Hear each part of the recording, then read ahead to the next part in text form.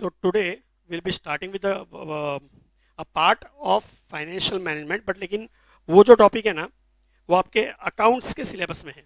Subject एक ही है लेकिन दो पार्ट है, मालूम है, अकाउंटेंसी और financial management. Related financial management से है लेकिन वो अकाउंटेंसी में डाला हुआ है. ठीक है, it is one and the same subject is same. Now before we start with that subject, sorry before we start with that topic, उसके पहले है ना आपको एक कुछ कंसेप्ट जाने जरूरी है regarding how to prepare a vertical balance sheet and a vertical revenue statement. ये दो चीज जाना जरूरी है. सो पहले उसका एक डिस्कशन कर लेते हैं हम लोग. So as you all must be knowing, liabilities, balance sheet में दो पार्ट होता है, लायबिलिटीज और एसेट्स. ठीक है, मैं कंपनी की बात कर रहा हूं तो बताओ कंपनी में लायबिलिटीज, जो भी लायबिलिटीज होती है वो दो पार्ट में डिवाइड होती है. एक तो होते हैं लॉन्ग टर्म और एक शॉर्ट टर्म. ठीक है, लॉन्ग टर्म में बताओ हम लोग, कंपनी पैसा किस किस से लेती है? कंपनी को पैसा कहां से आता है? शेयर होल्डर से आता है. और दूसरा बाहर वाले से, मतलब डिबेंचर्स या बैंक से लोन लेके. ये दो होता है. सो इसके अंदर दो पार्ट होता है, equity, share holder funds basically मैं बोलता हूं,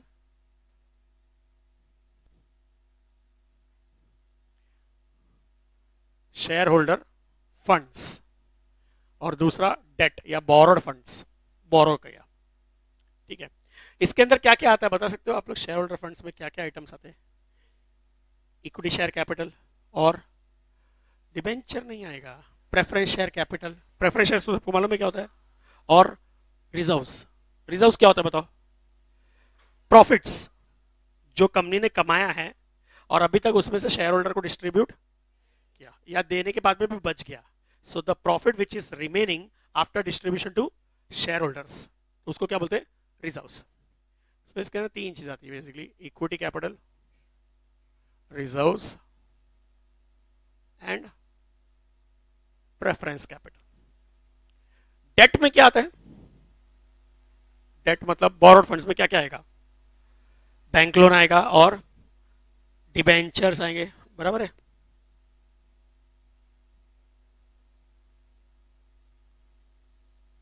इज दिस क्लियर? ठीक है. शॉर्ट टर्म, शॉर्ट टर्म मतलब, पहले लॉन्ग टर्म और शॉर्ट टर्म का डिफरेंस क्या बता सकते हो? लॉन्ग टर्म मतलब वो लायबिलिटीज जो आपको पे करना है आफ्टर 1 ईयर. एक साल के ऊपर होता तो लॉन्ग टर्म बोलते हैं, एक साल से नीचे होता तो शॉर्ट टर्म. सो ये सबको एक साल के बियॉन्ड ही रीपे करना पड़ता है.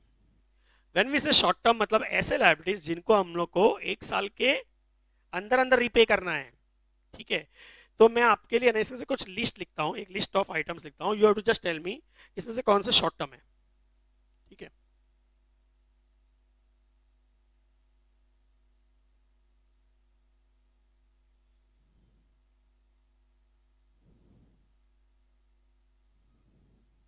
चलो मैंने ये 5 आइटम लिखे, एक एक करके स्टार्टिंग में. ये शॉर्ट टर्म है ना, ये आपको लॉन्ग टर्म में आता है, एक साल के बाद रिपे करना, तो इसको मैं हटा देता हूं. क्रेडिटर्स शॉर्ट टर्म 2-3 महीने के अंदर पे करना पड़ता है. बिल्स पेबल 2-3 महीने के अंदर पे करना पड़ता है. आउटस्टैंडिंग एक्सपेंस वो तो और शॉर्ट टर्म है, वो तो अगले महीने ही पे करना पड़ता है. भाई इस साल, इस महीने की सैलरी जनवरी की फेब में देनी पड़ेगी, तो एक महीने के लिए होता है. इस महीने का इलेक्ट्रिसिटी बिल अगले महीने देना पड़ेगा. समझ में आ रहा है मैं क्या बोल रहा हूँ? तो वो सब शॉर्ट टर्म है. बैंक ओडी ये भी शॉर्ट टर्म होता है जनरली. ओवरड्राफ्ट का मीनिंग मालूम है? कि टेम्पररी अरेंजमेंट होता है जहां पर अपने पैसा शॉर्ट पड़ रहा है तो बैंक हमको एक्स्ट्रा पैसा देता है और उस पर वो क्या चार्ज करता है? इंटरेस्ट. ये सब शॉर्ट टर्म है. ठीक है, शॉर्ट टर्म को हम लोग बोलते हैं करंट लायबिलिटीज. करेक्ट. अब इसके अंदर भी है ना दो पार्ट होता है, quick liabilities, non quick liabilities. चलो, क्विक लायबिलिटी का मतलब क्या होता है मालूम है? नाम पे ही लिखा है क्विक, मतलब जो जल्दी पे करना है, क्विकली पे करना है, 2 महीना 3 महीने के अंदर. ये क्विक है 2-3 महीने के अंदर. नॉन क्विक मतलब उसको डिले कर सकते हैं, 8 महीना 9 महीना, ये सब वो डिले कर सकते हैं. तो इसको 8-9 महीने तो चलता नहीं है, 2-3 महीने में पे हो जाता है. क्विक है ये, क्विक है ये तो अगले महीने पे करना है, क्विक है। ये नॉन क्विक, क्यों? नॉन क्विक है, राइट है, बट क्यों? क्या हम लोग बैंक ओडी का पेमेंट डिले कर सकते हैं? मतलब मैं 2 महीने के बजाय 8 महीने बाद दूं, चलेगा बैंक को? हाँ, बल्कि वो तो खुश होंगे, क्योंकि अगर मैं 2 महीने के बजाय 8 महीने बाद दूंगा तो उनको तो और 6 महीने का इंटरेस्ट मिल रहा है, तो उनको तो तकलीफ ही नहीं होता, बल्कि बोलेंगे हाँ और लेट करो, हमको कोई प्रॉब्लम नहीं। अच्छा, उनको ये प्रॉब्लम नहीं होता कि पैसा डूबेगा, को पैसा डूबने का कोई टेंशन नहीं होता। क्यों मालूम है? क्योंकि कोई भी ऐसा लोन होता है ना, उसके सामने सिक्योरिटी देनी पड़ती है आपको, समझ में आता है? कुछ प्लेज करना पड़ता है, तो सिक्योरिटी वो भी हायर वैल्यू का। अब समझो आपने बैंक से ओडी लिया 1 करोड़ की, और उसके सामने अपने ऑफिस को गिरवी रखा है 2 करोड़ की, ठीक है? आप नहीं रिपे करोगे तो उसको तो और फायदा है, 1 करोड़ के बदले 2 करोड़ का प्रॉपर्टी मिल गया ना, तो बैंक को उसका टेंशन नहीं होता। बैंक को सिर्फ प्रॉब्लम होता है सिर्फ इंटरेस्ट का। अगर आप इंटरेस्ट टाइम टू टाइम दे रहे हो तो वो बोलेगा जितने जब देना दो, हमको कोई प्रॉब्लम नहीं। So my in short, can this be delayed? So is it to be quickly paid? No, तो ये नॉन क्विक हो गया। Is that clear? तो एक ही करंट लायबिलिटी नॉन क्विक है, दैट इज बैंक ओवरड्राफ्ट, और इसमें बाकी सब आएंगे, creditors, bills payable, outstanding expense, tax provision, ये सब आएंगे। ये समझ में आया? इसमें कोई डाउट है? अच्छा, फिर ऐसे ही एसेट्स की बात करते हैं। एसेट्स भी 2 पार्ट में डिवाइड होगा, long term, short term. Long term assets और short term assets. Long term assets में बेसिकली क्या आता है मालूम है? जिस एसेट का यूज हम लोग 1 साल से भी ज्यादा पीरियड के लिए करेंगे, तो कौन से एसेट्स आएंगे उसमें? Fixed assets like land and building, plant and machinery, furniture, motor car, even goodwill, है सब, ठीक है? तो मैं वो पूरा आइटम्स नहीं लिख रहा हूँ, समझता है? तो मैं सिर्फ एक लिखता हूँ इसमें, fixed assets. Is this clear? Short term, इसको क्या बोलेंगे? जैसे उधर करंट लायबिलिटी बोल रहे हैं, इधर तो वो एसेट्स जो कैश में कन्वर्ट हो सकता है विद इन 12 मंथ्स, ठीक है? तो लिस्ट ऑफ आइटम्स लिख देता हूं, जैसे क्रेडिटर्स है तो debtors, bill receivable, prepaid expense, cash bank balance, short term investments और स्टॉक ले लिया, चलो ठीक है? ये सब 1 साल के अंदर कन्वर्ट हो जाता है। अब इसमें भी है ना 2 पार्ट है, वही जैसे क्विक करंट एसेट्स और नॉन क्विक करंट एसेट्स। ये जल्दी कन्वर्ट हो जाएगा और ये जल्दी कन्वर्ट नहीं होगा। चलो एक एक करके मैं मुझे बताते रहो। ये ठीक है, ये नॉन क्विक। क्यों? प्रीपेड एक्सपेंस का मतलब ही क्या होता है? ज्यादा भर दिया हमने। अब समझो मेरा इस महीने का इलेक्ट्रिसिटी बिल 10,000 आया, मैंने 12,000 भर दिया, 2,000 प्रीपेड हो गया, तो वापिस रिफंड आ जाएगा ना? रिफंड आएगा नहीं, क्या होगा? उसके अगले महीने के जो बिल होगा ना, उसमें एडजस्ट हो जाएगा। बट हमारा क्विक का डेफिनेशन क्या है? Those assets which can be quickly converted into, तो ये कैश में वापस कन्वर्ट, इसलिए ये नॉन क्विक है। Is that clear? ये तो वैसे ही कैश ही है। शॉर्ट टर्म इन्वेस्टमेंट्स, ये शॉर्ट टर्म का मतलब ही क्या है? हमने इन्वेस्ट किया, ये शॉर्ट टर्म पर्पस के लिए। उसको जैसे कंपनी के पास क्या होता है, देखो कंपनी सारी जितने भी कंपनीज होती है ना, उनका अकाउंट होता है ना, बैंक अकाउंट, करंट अकाउंट होता है। करंट अकाउंट में इंटरेस्ट मिलता है क्या?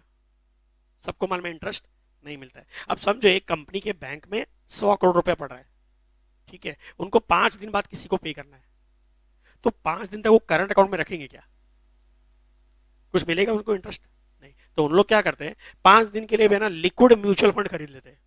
लिक्विड म्यूचुअल फंड है ना, 1 दिन के लिए भी खरीद सकते हो आप, आज लिया कल रिडीम कर सकते हो।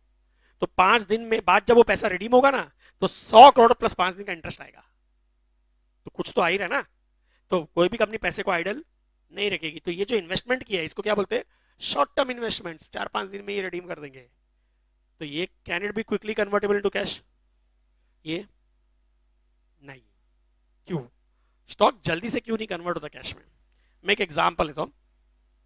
समझो मारुति कार, ठीक है, मारुति सुजुकी की कार, मारुति कंपनी, उनकी समझो हरियाणा में जो फैक्ट्री है, वहां पे एक रेड कलर की स्विफ्ट कार बनी, ठीक है? अब बनते ही बिक जाएगी क्या? अच्छा बना तो उधर फैक्ट्री में, पहले वहां से निकल के इंडिया के किसी एक शोरूम में आएगी, समझो मुंबई में आती है, तो उधर से इधर आने का ट्रांसपोर्टेशन टाइम लगता है 5-6 दिन लगा, आके वो शोरूम में अंदर उसको डिलीवर कर दिया। अब शोरूम में कोई कस्टमर आना चाहिए टू बाय मारुति स्विफ्ट, और फिर उसको वो रेड कलर पसंद भी आना चाहिए, तब जाके वो बिकेगी, वरना वो ऐसे ही पड़ी रहेगी। अब वो कब कस्टमर आएगा मालूम नहीं, समझो 2 महीने बाद कस्टमर आ भी गया, बिक भी गई, तो भी जब कस्टमर जो पे करेगा वो किसको, मारुति के नाम का चेक देता है क्या? नहीं, वो किसके नाम का चेक देगा? वो जो उधर का डीलर होगा ना, जैसे पटेल ऑटोमोबाइल्स XYZ, या मोदी हुंडई सुना होगा, ऐसा सुन देखा है ना, तो वो Modi is a franchisee of that, मतलब उसका वो डीलरशिप लेकर गया, तो उनको पेमेंट करते हैं हम लोग। उनके बीच में, मारुति कंपनी के बीच में भी कुछ टर्म्स होगा क्रेडिट का, कि भाई बिकने के 1 महीने बाद मैं आपको पे करूंगा, बराबर है। तो मतलब पहले तो ट्रांसपोर्टेशन टाइम, फिर जब तक बिकेगा नहीं तब तक शोरूम में पड़े रहेगी वो टाइम, फिर उसका बिक भी गए तो भी पेमेंट किसको मिलेगा? डीलर को, उसको नहीं, कंपनी को नहीं मिलेगा, फिर डीलर 1-2 महीने बाद उसको देगा, तो it takes a long time. So can the company if they want can it be convertible into cash very soon? सो ये नॉन क्विक है। सो इसमें 2 नॉन क्विक होता है, कौन कौन सा? प्रीपेड एक्सपेंस और स्टॉक, और बाकी सब इधर ही आएगा, डेटर्स, बिल रिसीवेबल, फिर बाद में आपका ये cash bank, short term investments and so on, advance tax, ये सब जो भी है। Is that clear? ये आपको बात समझ में आया? क्लियर? ओके। अब हम लोग ये देखते हैं, जो टी फॉर्म की बैलेंस शीट आपने सीखी है ना नॉर्मल, वैसी कंपनी में नहीं बनती है। कोई भी कंपनी का एनुअल रिपोर्ट देखोगे ना, तो एक वर्टिकल फॉर्मेट में बनता है। वो क्या बनता है मैं बताता हूँ। पहले 2 पार्ट में डिवाइड होता है, पैसा कहां से आया और पैसा कहां पे गया, सोर्स एंड यूज। सो बताओ, कंपनी को पैसा कहां से आता है? शेयर होल्डर और बोरो करके, तो ओनर कुछ लाएगा और बाहर से लेंगे, तो जो शेयर होल्डर का पैसा, ओनर का पैसा, शेयर होल्डर फंड्स या प्रोप्राइटर फंड्स बोलो, या इसको क्या बोलते हैं, इक्विटी या नेटवर्थ, और दूसरा बोरो फंड्स या डेट। शेयर होल्डर फंड्स में इक्विटी कैपिटल आएगा,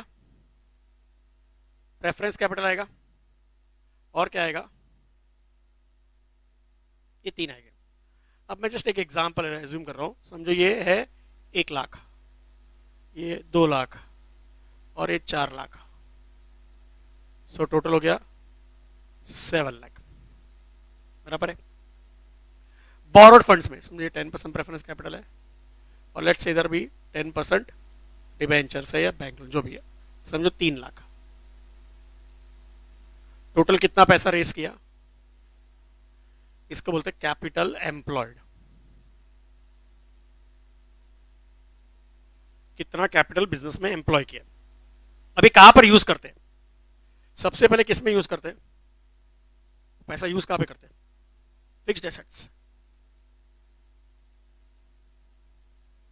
और दूसरा पार्ट है, अभी देखो इनमें से हमने क्या क्या लिख लिया, ये दोनों लिख लिया, ये लिख दिया, अब क्या बचा है?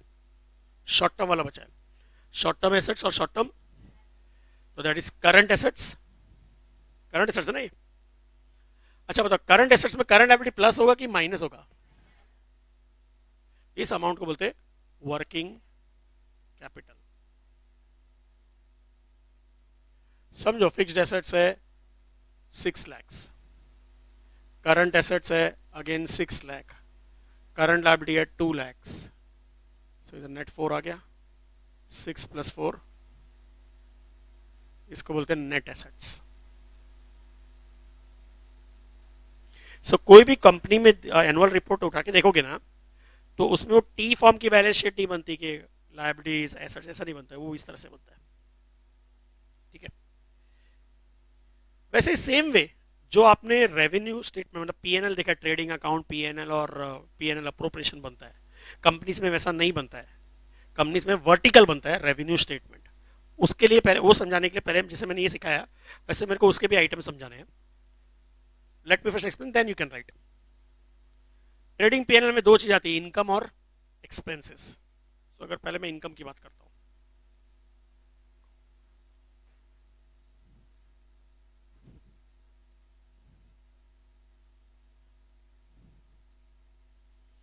जो इनकम बिजनेस से रिलेटेड है उसको बोलते हैं ऑपरेटिंग इनकम, और जो बिजनेस से नहीं रिलेटेड है उसको बोलते हैं non operating. Same way expenses में भी जो खर्चा बिजनेस से रिलेटेड है ऑपरेटिंग एक्सपेंस, और जो बिजनेस से नहीं है वो नॉन ऑपरेटिंग एक्सपेंस। अब मैं समझाता हूं आप लोग को इनकम में पहले कौन से बिजनेस से रिलेटेड है कौन सा नहीं है। लेट्स से मैं अपनी बात करता हूं, चलो I have a business of this coaching class, तो जो मुझे इनकम स्टूडेंट से मिलती है वो मेरे लिए कौन सी इनकम हो गई, वो ऑपरेटिंग इनकम हो गई मेरे लिए, ठीक है। साइड बाय साइड मैंने स्टॉक मार्केट में इन्वेस्ट किया, तो उसमें शेयर्स जो खरीदे उस पर डिविडेंड मिलेगा, वो मुझे क्लासेस से आ रहा है। अच्छा, वो शेयर्स मैंने 100 रुपए में खरीदा और 120 से बेच दिया, तो 20 रुपए प्रॉफिट हुआ, वो मुझे क्लासेस के वजह से आ रहा है, तो वो नॉन ऑपरेटिंग।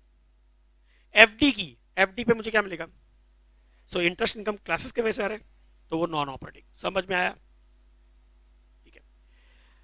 अच्छा चलो मैं एक दूसरा एग्जांपल, तो आप मुझे इसमें बताना डिस्काउंट रिसीव्ड ऑपरेटिंग होता है कि नॉन ऑपरेटिंग होता है।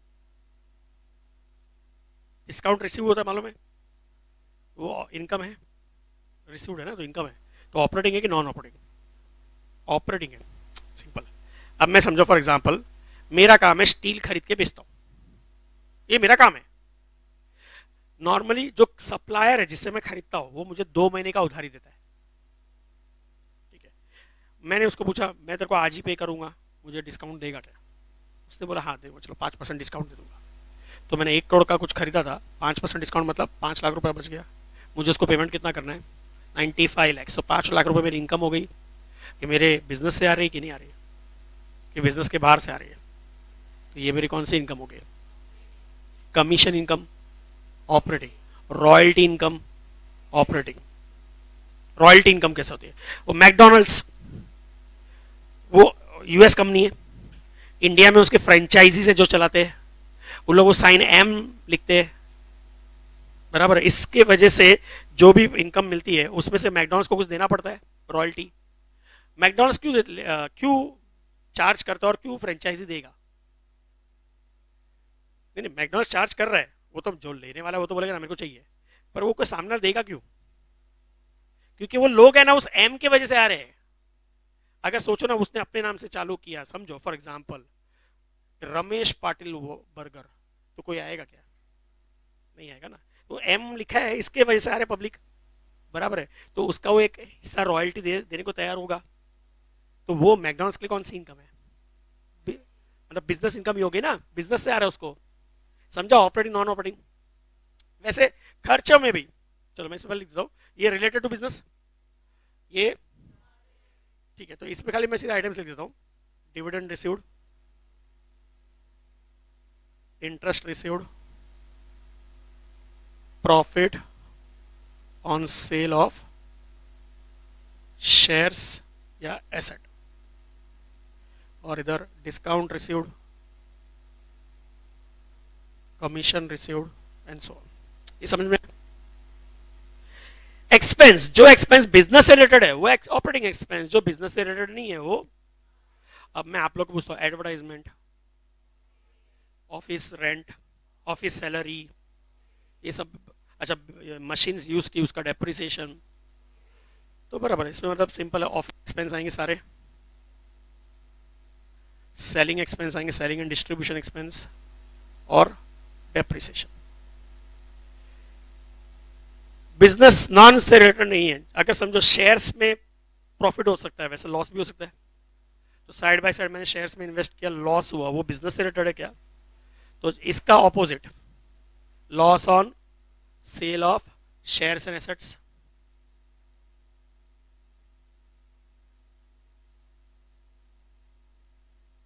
Loss by fire and theft, ये सुने,